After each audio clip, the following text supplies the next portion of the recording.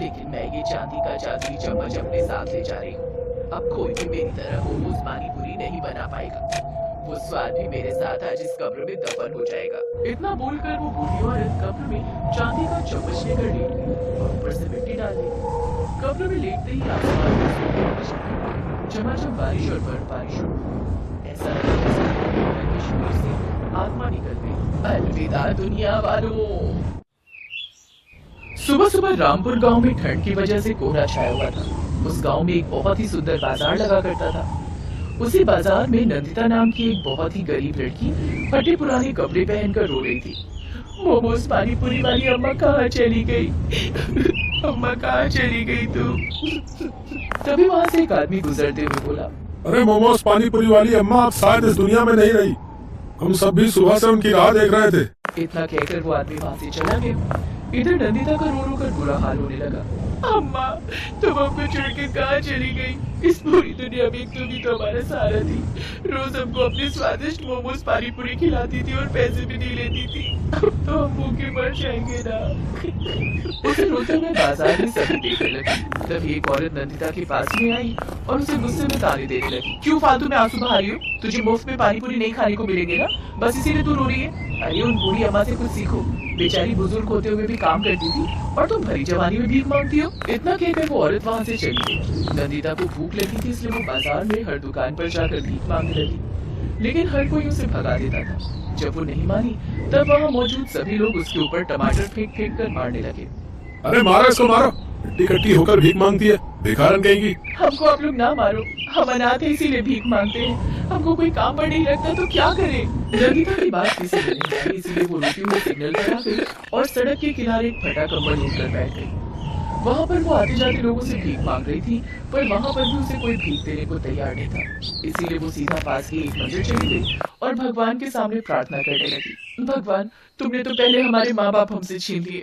एक अम्मा ही हमारा सहारा थी, वो भी हमें छोड़कर चली गई। अरे इससे अच्छा तो हमको भी अपने पास ही बुला लेती। कम से कम इस बेरहम दुनिया से तो छुटकारा मिल जाता।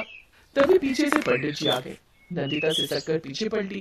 पंडित जी, आप हमसे दूर हो जाइए। हम एक भिखारी, लोग हमको अछूत मानते हैं। अगर तुम अछूत होती तो भगवान तुमको इस धरती पर भेजता ही नहीं। जब तुम भगवान को स्वीकार हो तो हम इंसान भला कौन होते हैं? किसी को अस्वीकार करने वाले। हमको तुम्हारी समस्या पता है। तुम भीख मांगना छोड़कर कोई काम शुरू कर दो, फिर देखो भगवान तुम्हारी मदद खुद करने आएंगे, क्योंकि ये जनता किसी भिखारी को स्वीकार नहीं करती। इतना बोलकर पंडित जी पूजा पाठ करने लगे। नंदिता वहीं मंदिर के बाहर बैठकर फिर से भीख मांगने लगी। तभी उसके पास एक नौजवान लड़का आदित्य आया। नंदिता उससे भी भीख मांगने लगी। भैया, एक हफ्ते से कुछ नहीं खाया है। नंदिता के मुंह से भैया सुनकर आदित्य का दिल पिघल गया। वो भी वहीं नंदिता के सामने जमीन पर ही बैठ गया। आदित्य नंदिता को एक अच्छे रेस्टोरेंट में ले गया और उसे खाना खिलाने लगा। तभी रेस्टोरेंट के वेटर ने कहा, भाई साहब, इन भिखारियों को खाना खिलाने की कोई जरूरत नहीं है, इससे इनकी आदत खराब हो जाएगी। वेटर के इतना बोलते ही आदित्य को इतना गुस्सा आया कि उसने खाने की प्लेट उठाकर वेटर के मुंह पर मार दी। उसके बाद उसने बिल पे किया और दूसरे रेस्टोरेंट में जाकर खाना खाने लगा। नंदिता इन सबसे हैरान हो गई। भैया, इतना गुस्सा करना अच्छी बात नहीं होती। बहन, मैं इस दुनिया से परेशान हो गया हूँ। कोई भीख मांगता है तो लोग उसकी बेइज्जती करने लगते हैं। अगर कोई पैसे वाला बन जाता है तो बोलते हैं कि 2 नंबर का पैसा कमाया होगा इसने। कभी खुद के गिरबान में झांक कर नहीं देखते कि वो अपनी जिंदगी में क्या कर रहे हैं। वैसे बहन, तुम परेशान मत हो, तुम खाना खाओ। आदित्य की बातों ने नंदिता के दिमाग पर बहुत गहरा असर डाला। खाना खाने के बाद आदित्य ने उसे 10,000 रुपए दिए और अगले दिन फिर से मिलने का वादा करके वहां से चला गया।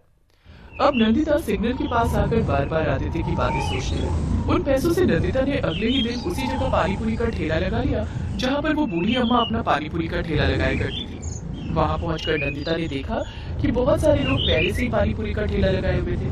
जब तक अम्मा जी जिंदा थी, यहाँ आसपास कोई पानीपुरी का ठेला नहीं लगाता था। उनके जाने के बाद देखो, उन सभी पानीपुरी के ठेलों पर जनता पानीपुरी खाने आ रही थी, पर नंदिता के पास कोई ग्राहक नहीं आ रहा था। लेकिन शाम तक 2 ग्राहक आए। अरे बिटिया, तुमको तो हमने कई बार भीख मांगते देखा है। ये काम तुमने अच्छा किया। लाओ, हमको भी पानी पूरी खिलाओ जरा। जी काका, बिल्कुल, आप हमारे पहले ग्राहक हैं। नंदिता काका को पानी पूरी खिलाने लगी। जब वो लोग पानी पूरी खाकर चले गए, तभी वहाँ पर सामने वाला पानी पूरी वाला नंदिता की दुकान पर आ गया। ओ भिखारन हो, तू यहाँ से अपना ठेला हटा ले, वरना अच्छा नहीं होगा। जब हम आपको नहीं रोक रहे हैं तो आप कौन होते हैं हमें रोकने वाले? ये जमीन आपके पिताजी की है क्या? तो कौड़ी की भिखारन है। ओ भाइयों, इस भिखारन का ठेला पलट दो। उन सब लोगों ने मिलकर नंदिता का ठेला पलट दिया, उसका सारा सामान सड़क पर फैला दिया। नंदिता बेचारी वहीं बैठकर रोने लगी। हे भगवान, अब मुझे इस बेरहम दुनिया में नहीं रहना।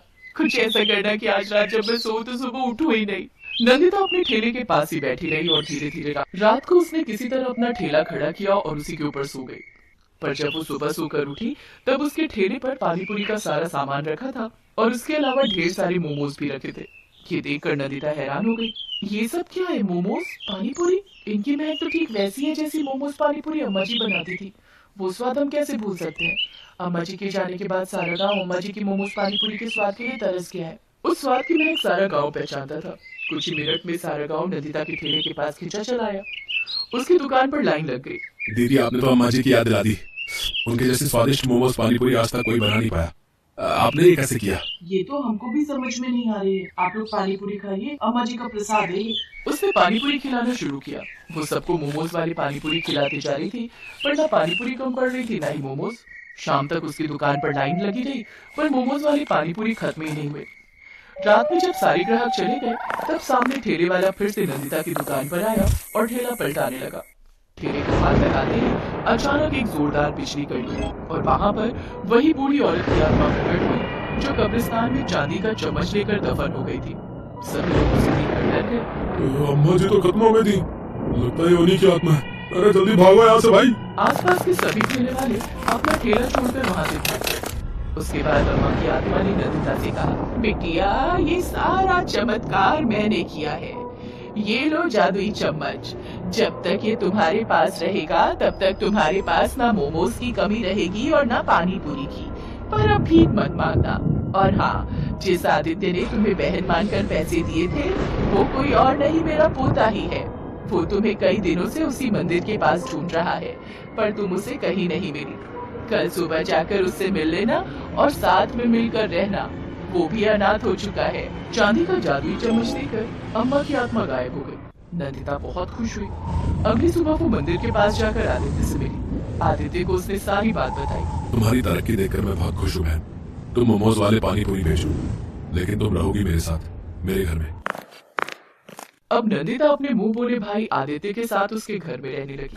कुछ ही दिनों में उसने अपना खुद का बहुत अच्छा घर बना लिया। उस मार्केट में अब कोई दूसरा पानी पूरी वाला नहीं लगाता था। नंदिता खुशी खुशी अपनी जिंदगी बिताने लगी। रूपनगर में सीमा अपने बड़े लेकिन गरीब ससुराल में रहती थी। उसके ससुराल में उसके सास ससुर, पति और 4 साल की बेटी रूही थी। सीमा का पति अशोक एक फैक्ट्री में गार्ड का काम करता था। एक रात काम पर जाते वक्त उसका एक्सीडेंट हुआ और उसके दोनों पैरों में गहरी चोट लग गई और कुछ महीने के लिए डॉक्टर ने उसे बेड रेस्ट के लिए बोल दिया था। अशोक की ऐसी हालत देख फैक्ट्री के मालिक ने उसको बिना तनख्वाह दिए छुट्टी पर भेज दिया। इसलिए घर खर्च चलाने के लिए सीमा ने लोगों के घरों में काम करना शुरू कर दिया। क्या नाम है तुम्हारा? जी सीमा। देखो सीमा, घर की साफ सफाई, झाड़ू पोछा, बर्तन, कपड़े, ये सब काम तुम्हें करने होंगे और इसके बदले में मैं तुम्हें 3000 दूंगी, ठीक है? जी मालकिन, मैं कल से आ जाऊंगी। अगले दिन से सीमा काम पर चली गई। सीमा, घर की साफ सफाई हो गई हो तो फिर जरा किचन भी अच्छे से साफ कर देना। और हाँ, जब जाएगी तो एक बार मुझे फुट मसाज दे देना। उफ, कल शॉपिंग करके आई हूँ ना तो पैर बहुत दुख रहे हैं। ठीक है मालकिन, मैं कर दूंगी। सारा काम निपटा कर मालकिन की फुट मसाज करके सीमा घर लौटती है। थकी हारी सीमा घर लौटी तो उसकी ऐसी हालत देखकर अशोक बोला, मुझे माफ करना सीमा, आज मेरे कारण तुम्हें दूसरों के यहाँ ये सब काम करना पड़ रहा है। ये आप कैसी बातें कर रहे हैं जी? जिंदगी में उतार चढ़ाव तो आते ही रहते हैं और बुरा वक्त ही तो है। आज नहीं तो कल कट जाएगा। सीमा एक जिंदा दिल औरत थी। उसमें बहुत हिम्मत थी। वो हर मुसीबत से लड़ना जानती थी। सीमा के ससुराल वाले बहुत ही अच्छे थे। सीमा काम पर जाती तो उसके सास ससुर घर का सारा काम संभाल लेते, लेकिन मालकिन द्वारा दिए गए पैसों से सीमा और उसके परिवार का गुजारा बस उतना ही हो रहा था कि उन्हें 2 वक्त का खाना मिल जाता था। सीमा अपनी मालकिन रश्मिका के घर के सारे काम करती। कभी कभी अगर खाना बनाने वाली नहीं आती तो सीमा खाना भी बना देती। अरे वाह सीमा, तुम तो बहुत बढ़िया खाना बना लेती हो। जी मालकिन, मुझे सब कुछ बनाना आता है। इडली, सांभर, नूडल्स, मोमोज। अरे वाह, फिर तो तुम बड़ी ही टैलेंटेड हो। ऐसे ही समय बीता। एक रोज रश्मिका के बर्थडे पर उसकी कुछ फ्रेंड्स उसके घर आने वाली थी। रश्मिका के सोसाइटी के पास एक बहुत ही नामी रेस्टोरेंट था। रश्मिका ने अपने बर्थडे पर अपने सभी फ्रेंड्स को वो मोमोज खिलाने का प्रॉमिस किया था, लेकिन अपने बर्थडे वाले दिन जब रश्मिका ने उस रेस्टोरेंट में फोन किया तो वो बंद था। ओह नो, इसको भी आज ही बंद होना था। अब मैं क्या करूं? तभी उसकी नजर काम कर रही सीमा पर जाती है।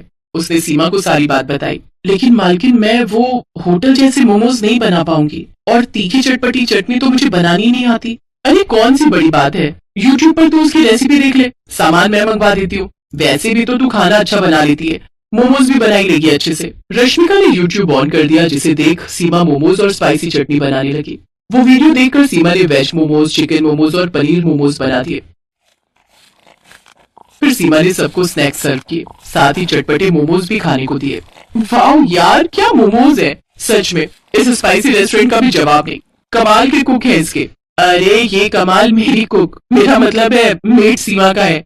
वो रेस्टोरेंट तो आज बंद था, इसलिए मैंने इसे ही बोल दिया बनाने को। क्या सच में? लेकिन इन्हें खाकर तो ऐसा लग रहा है जैसे किसी महंगे रेस्टोरेंट से मंगवाए हो। सचमुच जवाब नहीं इसका।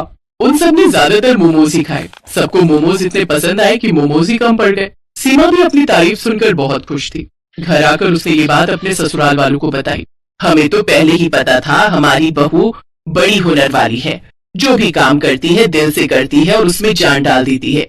ऐसी बात है तो माँ कभी हमें भी मोमोज बनाकर खिलाओ, वो भी चटपटे वाले। ठीक है मेरी बच्ची, मैं कल ही तुम सबके लिए बिल्कुल वैसे ही मोमोज बनाऊंगी। अगले दिन सीमा ने घर में मोमोज बनाए और सबको खाने को दिए। मैं ना कहती थी मेरी बहू के हाथों में तो जादू है, जादू। अरे मैं तो कहती हूँ तू लोगों के घरों का काम छोड़कर मोमोज बनाना शुरू कर दे, अच्छी कमाई हो जाएगी। लेकिन इन सब के लिए पैसे कहाँ से आएंगे? मैंने कुछ पैसे जोड़ कर रखे हैं बहू। जब राशन के लिए पैसे देती थी तो उसमें से मैं थोड़ी बचत कर लेती थी बुरे समय के लिए। अब उन्हीं पैसों से मोमोज बनाने का सामान आएगा। सीमा की सास कनस्तर में छुपाए हुए उन पैसों को ले आती है और सीमा को दे देती है, लेकिन वो सिर्फ 1800 रुपए ही थे। ये देख सीमा उदास हो जाती है। क्यों उदास होती है बहू? हर काम की शुरुआत छोटे से ही होती है। आप ठीक कह रही हैं माँ जी, अब मैं इसी से अपना काम शुरू करूंगी। अगले दिन से सीमा ने रश्मिका के घर का काम छोड़ दिया। फिर वो बाजार गई और मोमोज बनाने का सामान ले आई। सामान लाते वक्त उसकी नजर रास्ते में एक टोकरी वाले पर गई। ठेला तो बहुत महंगा आएगा, तो क्यों ना मैं टोकरी में ही मोमोज रख कर बेचूं? ये सोचकर सीमा ने टोकरी ले ली और घर आकर सारा दिन मेहनत करके उसने मोमोज और चटपटी चटनी बनाकर तैयार कर ली। फिर शाम को सीमा अपने सर पर मोमोज और चटपटी चटनी के साथ में म्यूनिस से भरी टोकरी लेकर उन्हें बेचने निकल गई।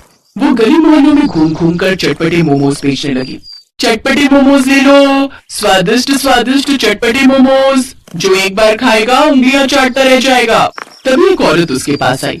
अच्छा अच्छा, ऐसी बात है, जरा लगा तो एक प्लेट, मैं अभी तो देखूं कितने चटपटे मोमोज है तेरे। वैसे कितने की है एक प्लेट? जी 30 रुपए। धीरे धीरे सीमा के पास और भी ग्राहकों की भीड़ लगनी शुरू हो गई। कुछ ही देर में सीमा की सारी टोकरी खाली हो गई। वो खुशी खुशी घर गई और सारी बात बताई। अगले दिन वो और भी ज्यादा मोमोज बनाने का सामान ले आई। आज ग्राहक बेसब्री से उसका इंतजार कर रहे थे। कल इसी वक्त तो आई थी वो चटपटे मोमोज वाली, ना जाने कहाँ ले गई। मेरा बड़ा मन कर रहा है उसके हाथ के मोमोज खाने का। कुछ ही देर बाद सीमा वो मोमोज लेकर पहुंच गई। उस दिन भी उसके सारे मोमोज बिक गए। आज उसकी पहले से भी ज्यादा कमाई हुई। अब सीमा हर रोज वहाँ मोमोज लाकर बेचती। एक रोज जब वो घर पर थी तो एक सेठ उसके घर पर आया। क्या तुम ही वो चटपटे मोमोज वाली सीमा हो? जी मैं ही सीमा हूँ, कहिए क्या बात है? मैं स्पाइसी रेस्टोरेंट का मालिक हूँ। क्या तुम मुझे मोमोज खिलाओगी? बड़ी तारीफ सुनी है तुम्हारे मोमोज की। हाँ मालिक, जरूर। सेठ ने जैसे वो मोमोज खाए उसके तो होश ही उड़ गए। वाह भाई वाह, मैंने आज से पहले इतने अच्छे मोमोज कभी नहीं खाए। मेरे रेस्टोरेंट में भी इतने अच्छे मोमोज नहीं मिलते। क्या तुम मेरे रेस्टोरेंट के लिए मोमोज बनाओगी? इसके बदले मैं तुम्हें हर महीने 35,000 रुपए दूंगा। सीमा झट से बोली, मुझे मंजूर है साहब। तो ठीक है, कल से ही तुम ये काम शुरू कर दो। और हाँ, तुम्हें आने की जरूरत नहीं है, मेरे आदमी तुम्हारे घर से खुद आकर मोमोज ले जाया करेंगे। सेठ वहाँ से चला गया। ये सब तुम्हारी मेहनत का कमाल है सीमा। हाँ बहू, और इस काम में हम सब भी तुम्हारी मदद करेंगे। अगले दिन से सीमा मोमोज बनाने लगी। होटल से कुछ